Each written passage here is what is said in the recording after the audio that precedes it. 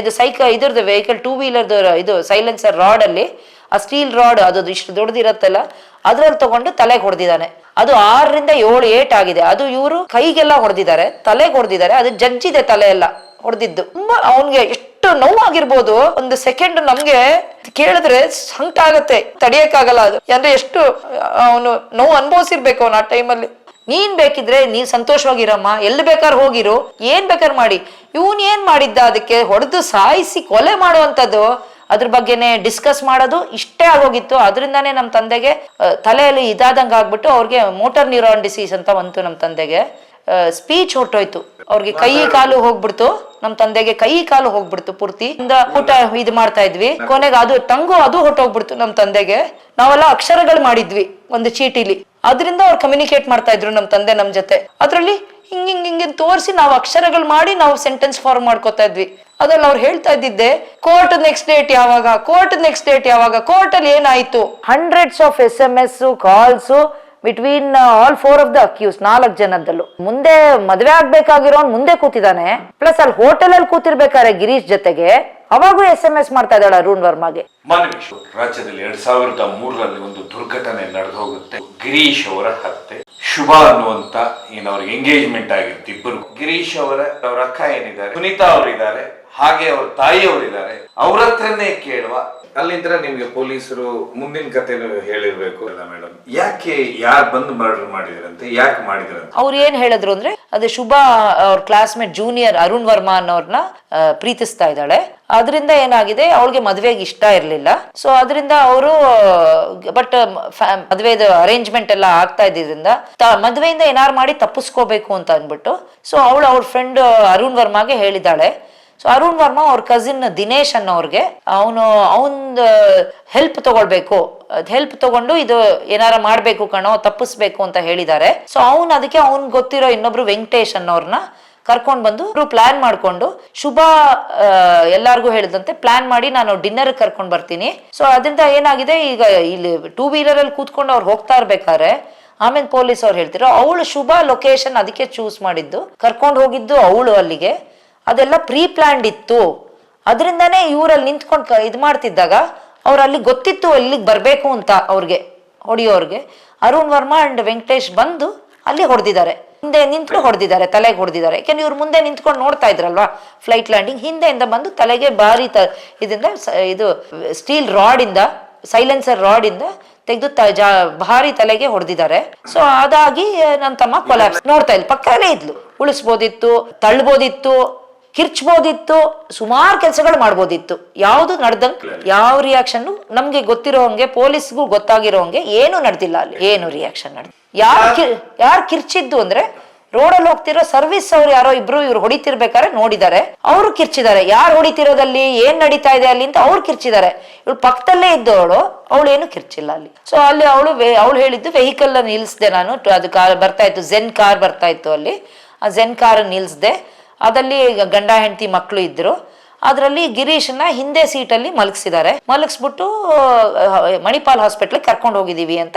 ಆಮೇಲೆ ಪೊಲೀಸಲ್ಲಿ ಅವಳು ಇಲ್ಲ, ಪೊಲೀಸ್ ಹೇಳಿದ ಪ್ರಕಾರ ಮುಂದೆ ಕೂತಿದ್ಲು. ಗಂಡ ಹೆಂಡತಿನೂ ಮುಂದೆ ಕೂತಿದ್ರು, ಅವ್ರ ಕಾರಲ್ಲಿ ಇದ್ದವರು ಆಕ್ಯುಪೆಂಟ್ಸ್, ಅವ್ರ ಜೊತೆ ಇವಳು ಮುಂದೆ ಕೂತ್ಕೊಂಡಿದ್ದಾಳೆ.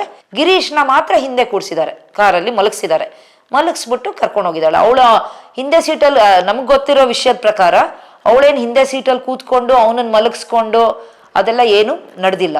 ಇವಳು ಅವರು ಕಾರವ್ರು ಹೇಳಿರೋ ಪ್ರಕಾರ ಪೊಲೀಸ್ಗೆ ಕರೆಕ್ಟ್ ಹೌದು ಸರ್, ಏನು ಇರ್ಲಿಲ್ಲ ಸರ್.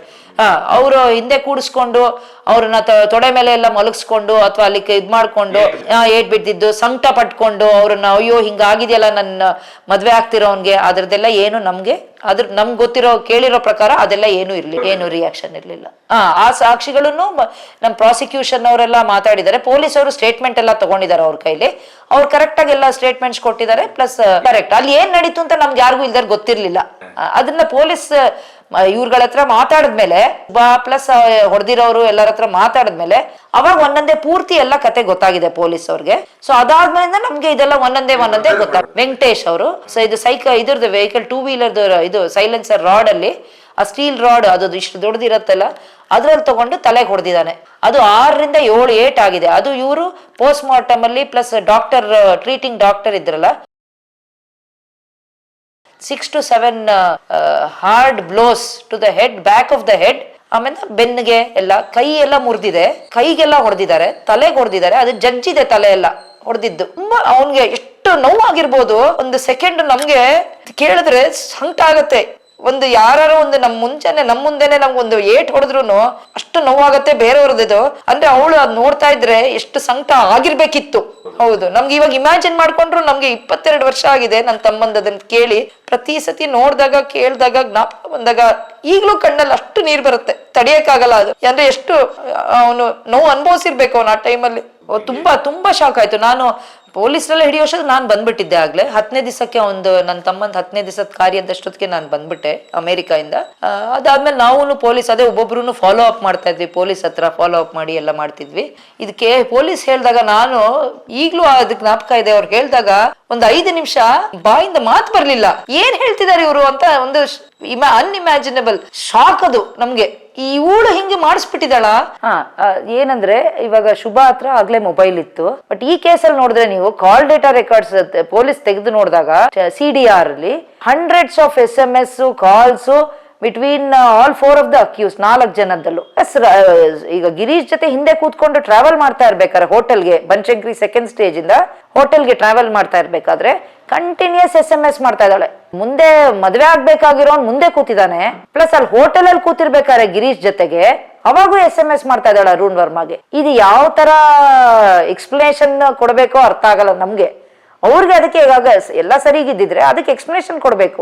ಈಗ ನನ್ಗೆ ಮದ್ವೆ ಆಗೋರು ನನ್ ಮುಂದೆ ಕೂತ್ರೆ ಇರಾರ, ನಾನು ಅವ್ರ ಹತ್ರ ಮಾತಾಡಕ್ ಇಷ್ಟಪಡ್ತೀನಿ. ಹೋಗಿರೋದು ಡಿನ್ನರ್ ಯಾತಕ್ಕೆ? ನಾನು ಅವ್ರ ಹತ್ರ ಮಾತಾಡಕ್ ಇಷ್ಟಪಡಕ್ಕೆ, ಅವ್ರನ್ನ ಅರ್ಥ ಮಾಡ್ಕೊಳಕ್ಕೆ. ಬೇರೆಯವ್ರು ಯಾರ ಹತ್ರನೋ ಕೂತ್ಕೊಂಡು ಅಲ್ಲಿಂದ ಕೂತ್ಕೊಂಡು ನಾನ್ ಬೇರೆಯವ್ರಿಗೆ SMS ಮಾಡ್ಕೊಂಡು ಕೂತ್ಕೊಳ್ಳೋದಿಲ್ಲ. And we have to remember, ಇದು 22 ವರ್ಷದ ಹಿಂದೆ. ಈಗ ಅದು ನಾರ್ಮಲ್ ಆಗ್ಬಿಟ್ಟಿದೆ. ಬಟ್ ಆಗ ಹಿಂಗ್ ಇರ್ಲಿಲ್ಲ, ಖಂಡಿತ ಇರ್ಲಿಲ್ಲ. ಸೊ ಆವಾಗ ಅಷ್ಟು ಯೂಸ್ ಮಾಡಿ ಟೆಕ್ನಾಲಜಿನ ಇಷ್ಟು ಪ್ಲಾನ್ ಮಾಡಿ, ಥಿಂಕ್ ಮಾಡಿ, ಪ್ರೀ ಪ್ಲಾನ್ ಮಾಡಿ ಕರ್ಸಿ ಅವನನ್ನ ಅಲ್ಲಿಗೆ ನಿಲ್ಸಿಸಿ ಹೊಡ್ಸಿರೋದು ಕೆಟ್ಟ ಥಿಂಕಿಂಗು, ಆಲೋಚನೆ ನಮ್ಗೆ ಖಂಡಿತ ಈಗ್ಲೂ ಇನ್ನ 22 ವರ್ಷ ಆಗಿ ನನ್ನ ತಮ್ಮಂಗೆ ಆಗಿದ್ರು ನನ್ಗೆ ಅದನ್ನ ಈಗ್ಲೂ ಇಮ್ಯಾಜಿನ್ ಮಾಡ್ಕೊಳಕ್ ಆಗಲ್ಲ ಸರ್. ಐ ಆಮ್ ಶೂರ್ ನಮ್ ತರ ಯಾವ ಕಾಮನ್ ಪರ್ಸನ್ಗೂ ಆತರ ಖಂಡಿತ ಆ ಲೆವೆಲ್ ಥಿಂಕ್ ಮಾಡಿ ಪ್ಲಾನ್ ಮಾಡಿ ಹೊಡೆದು ಸಾಯಿಸುವಂತ ಈ ಲೆವೆಲ್ಗೆ ಹೋಗೋದು ಅದು ಮನುಷ್ಯತ್ವನೇ ಅಲ್ಲ ನಮ್ ಪ್ರಕಾರ. ಬಳಕೆ ಆಗಿದೆ ಎಕ್ಸಾಸ್ಟಿವ್ ಆಗಿ. ಅದರಿಂದಾನೇ ಎಲ್ಲ ಕಾನ್ಸ್ಪಿರಸಿ ನಡೆದಿರೋದು, ಅವ್ರ 4 ಜನದ ಮಧ್ಯೆ ಪ್ಲಾನಿಂಗ್ ನಡೆದಿರೋದು ಎಲ್ಲ ಮೊಬೈಲ್ ಅಲ್ಲಿ. ಅದು ಪೊಲೀಸಿಗೆ ಕರೆಕ್ಟ್ ಆಗಿ ಎಲ್ಲ ಕಾಲ್ ಡೇಟಾ ರೆಕಾರ್ಡ್ಸ್ ಏರ್ಟೆಲ್ ಇಂದ, ರಿಲಯನ್ಸ್ ಇಂದ ಎಲ್ಲ ಬಾಂಬೆಯಿಂದ ತರಿಸಿದ್ರು. ಯಾಕೆಂದ್ರೆ ಅವಾಗ ಮೋಸ್ಟ್ಲಿ ಇದು ಬೆಂಗಳೂರಲ್ಲೂ ಇನ್ನ ಹೊಸದಾಗಿದೆ, ಕರ್ನಾಟಕದಲ್ಲೇ ಎಲ್ಲ ಕಡೆ ಇನ್ಫ್ರಾಸ್ಟ್ರಕ್ಚರ್ ಇರ್ಲಿಲ್ಲ ಆ ತರದ್ದು ಫೆಸಿಲಿಟಿ. ಸೊ ಅದು ಒಂದು ಎವಿಡೆನ್ಸ್ ಆಕ್ಟ್ಗೆ ಪ್ರಕಾರ ಅದೇನೇನು ಡೀಟೇಲ್ಸ್ ಬೇಕೋ ಅವ್ರಿಗೆ ಪೊಲೀಸ್ ಎಲ್ಲ ಅಲ್ಲಿಗೆ ಲೆಟರ್ಸ್ ಎಲ್ಲ ಸಬ್ಮಿಟ್ ಮಾಡ್ಬಿಟ್ಟು ಏರ್ಟೆಲ್ಗೆ, ರಿಲಯನ್ಸ್ಗೆ ಎಲ್ಲ ತಗೊಂಡಿದ್ದಾರೆ. ಅದೆಲ್ಲ ತಗೊಂಡು ವಾಲ್ಯೂಮಿನಸ್ ಕಾಲ್ ರೆಕಾರ್ಡ್ ಡೇಟಾ ಪ್ರಕಾರನೇ ಮಾಡಿ ಸಬ್ಮಿಟ್ ಮಾಡಿದ್ದು ಸರ್ ಇದೆಲ್ಲ ಕಾಲ್ ಇದು ಈ ಕೇಸಲ್ಲಿ. ನಾನು ಈಗಲೂ ಹೇಳ್ತೀನಿ, ಸಿಂಪಲ್ ಸೊಲ್ಯೂಷನ್. ಅವ್ರಿಗೆ ಬೇಕಿದ್ರೆ ಯಾರದೇ ಇಷ್ಟಪಡ್ಲಿ, ಯಾರನ್ನ ಇಷ್ಟಪಡ್ಲಿ, ನೀನ್ ಬೇಕಿದ್ರೆ ನೀನ್ ಸಂತೋಷವಾಗಿರಮ್ಮ, ಎಲ್ಲಿ ಬೇಕಾದ್ರೆ ಹೋಗಿರು, ಏನ್ ಬೇಕಾದ್ರೆ ಮಾಡಿ. ಇವನ್ ಏನ್ ಮಾಡಿದ್ದ? ಅದಕ್ಕೆ ಹೊಡೆದು ಸಾಯಿಸಿ ಕೊಲೆ ಮಾಡುವಂಥದ್ದು ಯಾರಿಗೆ ಏನ್ ಮಾಡಿದ್ದ ಅವನು? ಯಾರಿಗೂ ಏನು ಮಾಡಿಲ್ಲ. ನಮ್ಗೆ ಅದಕ್ಕೆ ಸಂಬಂಧನೇ ಇಲ್ಲ. ನಿನಗ್ ಸಂತೋಷವಾಗಿರ್ಬೇಕಾದ್ರೆ ಎಲ್ಲಿ ಬೇಕಾದ್ರೆ ಹೋಗಮ್ಮ, ಯಾರ್ ಬೇಕಾದ್ರೆ ಸಂತೋಷವಾಗಿರ್ಲಿ, ನಮ್ಗೆ ಅದಕ್ಕೆ ಸಂಬಂಧ ಇಲ್ಲ. ಸಾಯಿಸುವಂತದ್ ನಾವ್ ಏನ್ ಮಾಡಿದ್ವಿ? ಸಿಂಪಲ್, ನಮ್ ಪ್ರಕಾರ ಸಿಂಪಲ್ ಸೊಲ್ಯೂಷನ್ ಇತ್ತು ಅವಳಿಗೆ. ಅದಕ್ ಬಿಟ್ಟು ಸಾಯಿಸುವಂತ ಲೆವೆಲ್ಗೆ ಪ್ಲಾನ್ ಮಾಡಿ ಇಳಿದು ಬೇರೆಯವ್ರನ್ನ ಕರ್ಸಿ ಹೊಡ್ಸಿ, ಇದು ಯಾವ ಲೆವೆಲ್ ಆಫ್ ತಲೆಯಲ್ಲಿ ಯೋಚನೆ ಬರುತ್ತೆ ಇಂಥದ್ದು ಅಂತ ನಮ್ಗೆ ಈಗ್ಲೂ ಇನ್ನ ಇಷ್ಟು ವರ್ಷ ಆಗಿ ಇಷ್ಟು ಅಲಿತಾ ಇದ್ರು ಮನುಷ್ಯರಿಗೆ ಈ ತರ ಎಲ್ಲ ತಲೆಯಲ್ಲಿ ಬರತ್ತಾ ಅಂತ ಅನ್ಸತ್ತೆ ಸರ್. ಅದಕ್ಕೊಂದು ನನ್ ಪ್ರಕಾರ ಅದಕ್ಕೆ ನನ್ಗೆ ಒಂದು ವರ್ಡ್ ಅಂತ ಹೇಳಕ್ಕಾಗಲ್ಲ. ನೀವು ಅದಕ್ಕೆ ಒಂದು ವರ್ಡ್ ಅಂತ ಹೇಳಕ್ಕಾಗಲ್ಲ. ಅಂದ್ರೆ ನಾನು ಏನ್ ಮಾಡಿದ್ರು ನಡೆಯತ್ತೇನಾ, ಅಥವಾ ನನಗೇನ್ ಬೇಕೋ ನಾನು ಅದನ್ನೇ ಮಾಡ್ತೀನಿ ಅಂತಾರ ಅಂತ ಹೇಳ್ಬೋದಾ, ಅಥವಾ ಅಹಂಕಾರನ, ಅಥವಾ ನಾನು ಏನ್ ಮಾಡಿದ್ರು ನಡೆಯತ್ತೆ, ನಾನ್ ಸಂತೋಷವಾಗಿದ್ರೆ ಸಾಕು ಅಂತ ಯೋಚನೆ ಮಾಡೋದ? ನಂಗೆ ಇದು ಒಂದು ರೀಸನ್ ಅಂತ ಹೇಳಕ್ ಬರಲ್ಲ. ಯಾಕೆ ನಂಗೆ ಅವಳು ಅಷ್ಟು ಗೊತ್ತಿಲ್ಲ ಆತರ ಅವಳು ಯಾವ ತರ ಥಿಂಕ್ ಮಾಡುದು ಅಂತ. ಬಟ್ ಇಷ್ಟು ಥಿಂಕ್ ಮಾಡಿರೋಳು ಇದೆಲ್ಲ ಈ ತರ ಎಲ್ಲ ಥಿಂಕ್ ಮಾಡಿರ್ಬೋದಾ ಅಂತ ನಮ್ಗೆ ಇವಾಗ ಅನ್ಸುತ್ತೆ. ಯಾಕೆ ನಮ್ಗೆ ಆ ಥಿಂಕ್ ಮಾಡಕ್ ಬರಲ್ಲ, ಆತರ ಯೋಚನೆ ಮಾಡಕ್ ಬರಲ್ಲ. ಸೊ ಇವತ್ ನೀವು ಆದ್ಮೇಲೆ 22 ವರ್ಷ ಆದ್ಮೇಲೆ ಕೇಳಿದ್ರು ನಾನ್ ಹೇಳೋದು, ಈ ತರ ಥಿಂಕ್ ಇನ್ನ ಹೆಂಗ್ ಮಾಡ್ತಾರೆ ಅಂತ ನಂಗೆ ಈಗ್ಲೂ ಅರ್ಥ ಆಗಿಲ್ಲ. ಇಷ್ಟು ವರ್ಷ ಆದ್ರೂ ಈ ತರ ಖಂಡಿತ ಥಿಂಕ್ ಮಾಡಕ್ ಸಾಧ್ಯ ಇಲ್ಲ. ಸರಿಯಾಗಿರೋ ಮನುಷ್ಯರು, ಹುಡುಗ ಆಗ್ಲಿ ಹುಡುಗಿ ಆಗ್ಲಿ, ಅದು ಮ್ಯಾಟರ್ ಆಗಲ್ಲ ನಮ್ಗೆ.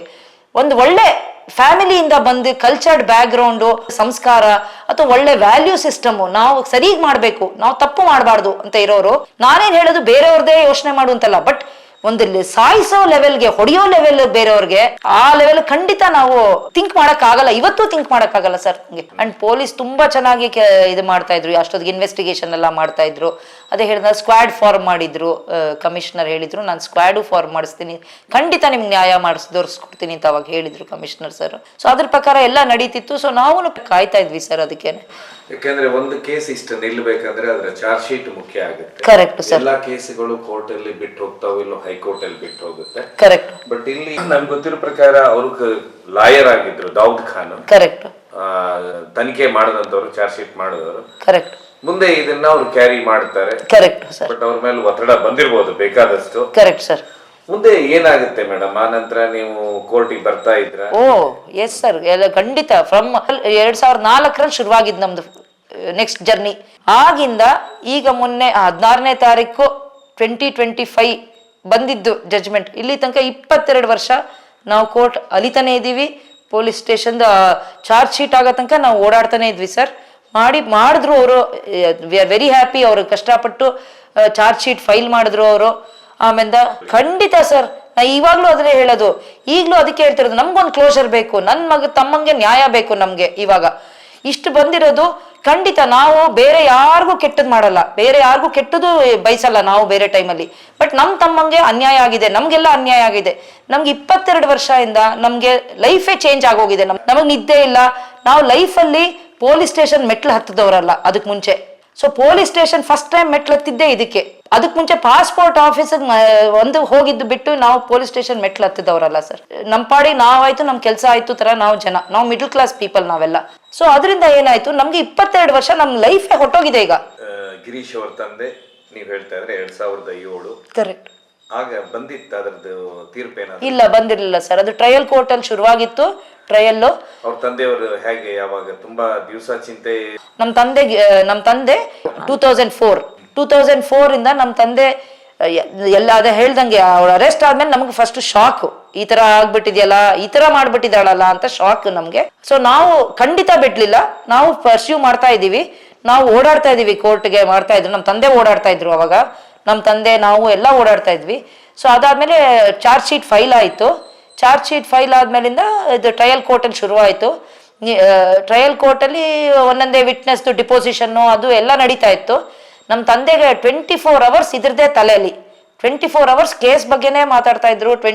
ಯಾವಾಗಲೂ ಎಲ್ಲ ಡಾಕ್ಯುಮೆಂಟ್ಸ್ನ ಎಲ್ಲ ಇಟ್ಕೊಂಡು ಮನೆಯಲ್ಲಿ ಅವ್ರು ಅದ್ರ ಬಗ್ಗೆನೇ ಮಾತು, ಅದ್ರ ಬಗ್ಗೆನೇ ಚರ್ಚೆ, ಮನೆಯಲ್ಲಿ ಅದ್ರ ಬಗ್ಗೆನೇ ಡಿಸ್ಕಸ್ ಮಾಡೋದು, ಇಷ್ಟೇ ಆಗೋಗಿತ್ತು. ಅದರಿಂದಾನೇ ನಮ್ಮ ತಂದೆಗೆ ತಲೆಯಲ್ಲಿ ಇದಾದಂಗೆ ಆಗ್ಬಿಟ್ಟು ಅವ್ರಿಗೆ ಮೋಟರ್ ನ್ಯೂರಾನ್ ಡಿಸೀಸ್ ಅಂತ ಬಂತು ನಮ್ಮ ತಂದೆಗೆ. ಅದಾಗಿ ಅವ್ರಿಗೆ ಸ್ಪೀಚ್ ಹೊಟ್ಟೋಯ್ತು, ಅವ್ರಿಗೆ ಕೈ ಕಾಲು ಹೋಗ್ಬಿಡ್ತು. ನಮ್ಮ ತಂದೆಗೆ ಕೈ ಕಾಲು ಹೋಗ್ಬಿಡ್ತು ಪೂರ್ತಿ. ಅವ್ರಿಗೆ ನಾವು ಟ್ಯೂಬ್ ಇಂದ ಬಾಯಿಂದ ಊಟ ಇದು ಮಾಡ್ತಾ ಇದ್ವಿ. ಕೊನೆಗೆ ಅದು ಹೊಟ್ಟೋಗ್ಬಿಡ್ತು ನಮ್ಮ ತಂದೆಗೆ. ಅದನ್ನು ನುಂಗಕ್ ಆಗ್ತಾ ಇರ್ಲಿಲ್ಲ, ಥ್ರೋಟ್ ಪೂರ್ತಿ ಹೊಟ್ಟೋಗ್ಬಿಡ್ತು ಸರ್. ಬದುಕಿದ್ರು, ಬಟ್ ಕಣ್ಣಲ್ಲಿ ಸನ್ನೆ ಮಾಡ್ತಿದ್ರು. ಕಣ್ಣು ಸನ್ನೆಯಲ್ಲಿ ನಮ್ಮ ತಂದೆ ಏನ್ ತೋರಿಸ್ತಿದ್ದು, ನಾವೆಲ್ಲ ಅಕ್ಷರಗಳು ಮಾಡಿದ್ವಿ ಒಂದು ಚೀಟಿಲಿ, ಅದರಿಂದ ಅವ್ರು ಕಮ್ಯುನಿಕೇಟ್ ಮಾಡ್ತಾ ಇದ್ರು ನಮ್ಮ ತಂದೆ ನಮ್ ಜೊತೆ. ಅದ್ರಲ್ಲಿ ಹಿಂಗೆ ತೋರಿಸಿ ನಾವು ಅಕ್ಷರಗಳು ಮಾಡಿ ನಾವು ಸೆಂಟೆನ್ಸ್ ಫಾರ್ಮ್ ಮಾಡ್ಕೋತಾ ಇದ್ವಿ. ಅದ್ರಲ್ಲಿ ಅವ್ರು ಹೇಳ್ತಾ ಇದ್ದಿದ್ದೆ, ಕೋರ್ಟ್ ನೆಕ್ಸ್ಟ್ ಡೇಟ್ ಯಾವಾಗ, ಕೋರ್ಟ್ ಅಲ್ಲಿ ಏನಾಯ್ತು ಅದನ್ ಬಿಟ್ರೆ ನೀನ್ ಹೆಂಗಿದ್ಯಾ ಅನ್ಸುತ್ತೆ ನನ್ನನ್ನು ಕೇಳ್ತಿರ್ಲಿಲ್ಲ.